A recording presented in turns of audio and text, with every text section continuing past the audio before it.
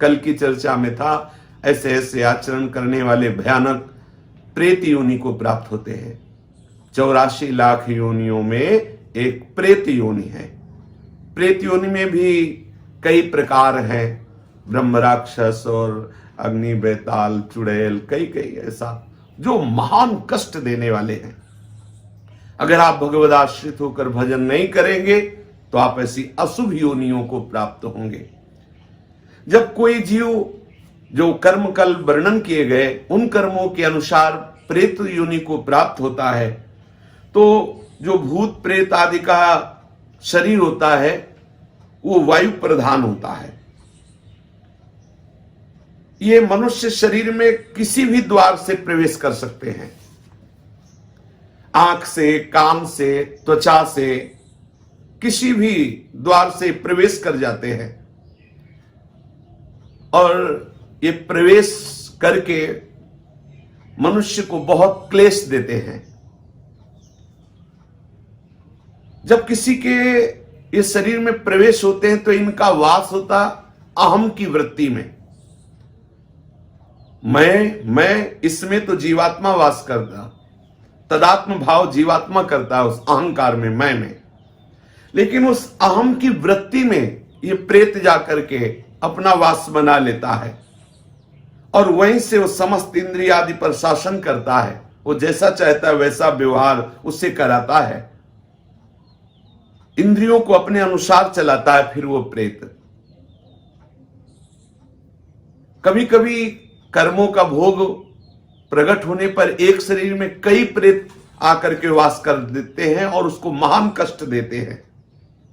पर यह है कि भूत प्रेत सबको नहीं सताते। ये स्वतंत्र नहीं कि जिसको बनाया उसके ऊपर चढ़ गए, उसे क्लेश देने लगे। ये मल द्वार से, मूत्र द्वार से, नेत्र द्वार से, घ्राणेन्द्रिय के द्वार से, श्रवणेन्द्रिय के द्वार से, त्वगेन्द्रिय से ये प्रवेश कर जाते हैं। अहम वृत्ति में जाकर के इंद्रियों पर शासन करते, नाना प्रकार के क्लेश उस शरीर को देते हैं। लेकिन ये हर एक शरीर में प्रवेश नहीं हो सकते, इनके ऊपर शासन ये मनमानी नहीं कर सकते। भगवान भूतेश्वर के शासन में संपूर्ण सृष्टि के भूत रहते हैं और जब किसी जीव का वैसा कर्म बिगड़ जाता है तो उसको दंड देने के लिए वो छूट दे देते हैं, तो वो प्रेत उसके ऊपर चढ़ जाता है, उसको वैसी ही बुद्धि दे दी जाती है। बुरी दशा आने के पहले बुद्धि बदली जाती है। वो जाएगा पीपल के नीचे पेशाब कर देगा, श्मशान में ऐसे समय में जाएगा, संध्या काल, मध्याह्न काल, मध्य रात्रि, या संयोग वशात कर्म के अधीन होकर के वो प्रेत उसके सामने आएगा, वो उसे बोल देगा, कोई ऐसी घटना घटेगी, वो अपवित्र होगा, वो उसके शरीर में चढ़कर उसे क्लेश प्रदान करेगा। पर ये पक्का समझ लीजिए, कोई भी प्रेत स्वतंत्र नहीं है कि जब वो जिसको चाहे सता दे, ऐसा नहीं है। आपका जब कर्म बिगड़ेगा, आप अपवित्र होंगे और ऊपर से भूतेश्वर का इशारा होगा, तब वो भूत आकर के आपको दंड देगा। ऐसे स्वतंत्र योनि नहीं तो फिर क्या है, जब जिसको चाहे वो परेशान करे, किसी के शरीर में जाकर के खूब खाए पिए और तो बड़े आनंद का विषय, फिर उसको दंड का। भूत योनि में जो जीव जाता है जलता रहता है। यद्यपि इतने समुद्र नदी आदि हैं, वो जल नहीं पी सकता, कितने वृक्षों में फल नहीं खा सकता, कितना भोजन दुकानों में है वो एक चख नहीं सकता, खा नहीं सकता, वो भूखा प्यासा चिल्लाता रहता है। जब कोई ऐसा पापात्मा, मलिन, अपवित्र शरीरधारी और ईश्वर का इशारा होता है, उसके कर्म बिगड़े हुए जो सामने शरीरधारी आया, तो इशारे पर फिर उसके शरीर में पहुंचता है, फिर उसको जो जल आदि मिलता है उससे वो तृप्त होता है। मनुष्य का कोई बुरा कर्म का जो भोग आता है तभी इनका संयोग होता है। भूत प्रेत उसमें तभी प्रविष्ट हो सकते हैं। ऐसा नहीं है कि वो मनमानी किसी को भी वो सतावे, किसी को भी वो दंड दे। कर्मों का भोग जब तक बना रहता है तब तक उनके शरीर में रहते हैं। जहां कर्म भोग समाप्त हुआ, कोई न कोई निमित्त बनेगा, उसको भागना पड़ेगा। ऐसा नहीं कि किसी शरीर में वो बहुत काल तक बराबर रह सके। यदि रह रहा है तो कोई न कोई कर्म भोग उसका है जो उसको निपटा रहा है। भूत प्रेत कभी कभी संत महात्माओं के सामने भी देखे गए हैं। ये भूत प्रेतों का कर्म समाप्त होने का समय आता है, उनकी योनि समाप्त होने का समय आता है, तब वो संतों के समीप जाते हैं। जो भजनानंदी भगवत प्राप्त महात्मा या भगवत प्राप्ति की प्रबल लालसा वाले संत जन है, इनके दर्शन से, इनके संभाषण से, उनके सानिध्य में आने से उसके सारे कर्म जो प्रेत योनि बनाने के हेतु हुए थे वो सब नष्ट हो जाते हैं और वो मुक्त हो जाता है प्रेत योनि से। इसीलिए संतों के सामने जाते हैं। ऐसी अशुभ योनियां तुम्हें कभी सताए ना, इसके लिए बहुत सुंदर उपाय है। शास्त्र वेत्ता महापुरुष कहते हैं कि पहली बात तो जैसे वृक्षों में है कोई कील गड़ी हो, तो यदि आप भगवत शरणागत हैं, गले में कंठी है, तिलक लगाए हुए, नाम जप कर रहे हैं, तो अगर उस वृक्ष से कील उखाड़ेंगे तो वो आपके ऊपर कोई आक्रमण प्रेत योनि नहीं करेगी। हो सकता है वो कील किसी ने प्रेत को वहां अभिमंत्रित करके कील दिया हो और आपने इसे खिलवाड़ में कील निकाल दिया, संयोग आपका कर्म संयोग बना, तो वो फिर आपके ऊपर। या कोई बोतल जैसे है वो जमीन में गड़ी हुई है, उसमें प्रेत आत्मा को कील दिया गया किसी तांत्रिक ने, वो आपके द्वारा निकाली गई या फोड़ी गई तो आपके ऊपर हावी हो जाएगा। ऐसा होने पर भी यदि आप गले में कंठी धारण किए हैं, नाम जप कर रहे हैं, तो ये भयानक प्रेत योनि आपका स्पर्श नहीं कर सकती, प्रकट भले हो जाए, उसकी इतनी सामर्थ्य नहीं कि वो आपका स्पर्श कर सके। प्रेत योनि तभी आक्रमण करती जब आप अपवित्र होंगे, मुंह जूठा होगा, आप अपवित्र होंगे, आप भगवत विस्मरण किए होंगे, गले में कंठी नहीं होगी, आप भगवत आश्रित नहीं, तभी ऐसा होता है।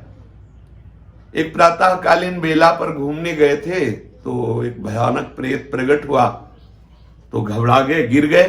प्रेत ने उनका स्पर्श नहीं किया, थोड़ी देर खड़ा रहा, वो उनसे कुछ बोले नहीं और चल पड़े। प्रेत ने रोका भी नहीं, क्योंकि उनके गले में वो आकर के फिर संतों से मिले, बातचीत की कैसा, तो वो कोई भय प्रदान नहीं किया, अपने आप भय करके गिर गए, उसने स्पर्श भी नहीं किया, उसकी हिम्मत भी नहीं थी बोल दे। उन संतों ने बताया कि गले में तुम कंठी पहने थे, कुछ नियम भजन का करते थे, इसलिए किसी की ताकत नहीं कि तुम्हें छू सके।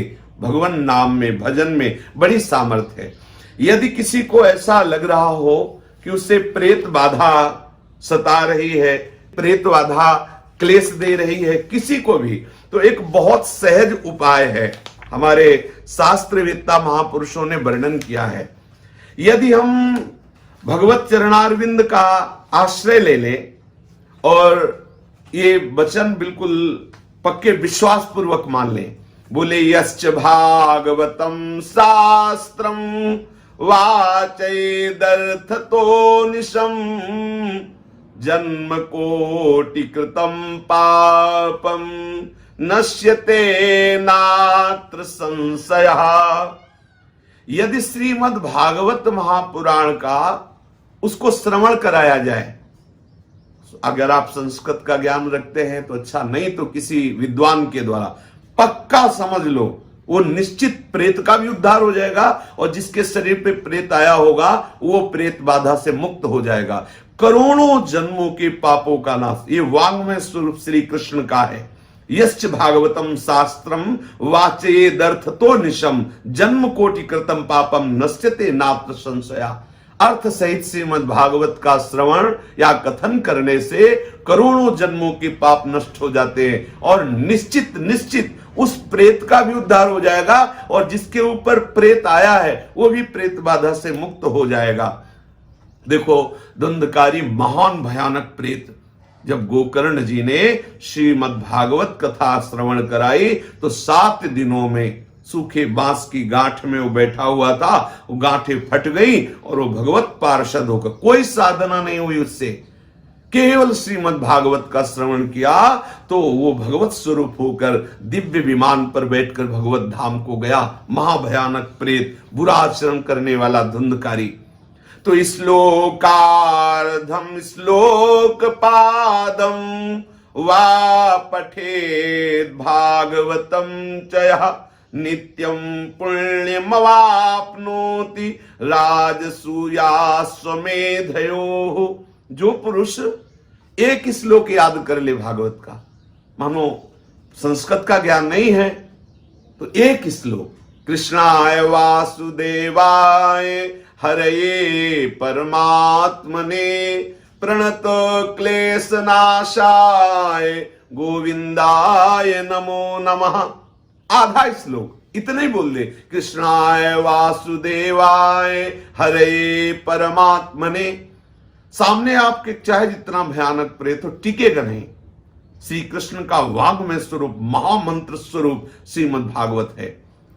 एक श्लोक, आधा श्लोक यदि आप उच्चारण करते हैं तो राजसूय अश्वमेध आदि यज्ञों का फल स्वाभाविक आपको प्राप्त हो जाता है।